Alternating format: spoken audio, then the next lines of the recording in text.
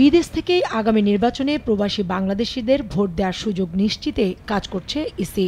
এজন্য ৯টি দেশে বসবাসরতদের ভোটার তালিকায় অন্তর্ভুক্ত করতে কাজ চলছে।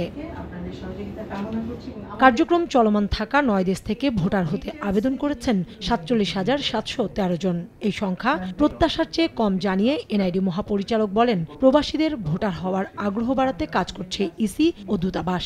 নাগরিকরা আবেদন করেছে, কিন্তু হয়তো অনেক দূরে থাকে, সময় করতে পারে না, আসতে পারে না বা আসে নাই, বা নানানভাবে হয়েছে, ওখানে একটা বিপুল সংখ্যা কিন্তু কমে গেছে। আমরা তদন্ত সম্পন্ন করেছি, এরকম সংখ্যা হচ্ছে 20,752। এমন লোকের নাম্বার দিয়েছে, সে আমাদের সাথে যোগাযোগ করেনি অথবা তার কোনো ট্রেস আমরা খুঁজে পাইনি। যারা ভোটার এখনো হতে পারেননি, এই ফ্যাসিলিটিস ডেভেলপ করা হয়েছে। বলছেন ভোট দিবেন, তাদের সংখ্যা কত সেটা তো আপনিও জানেন না, আমরাও জানি না।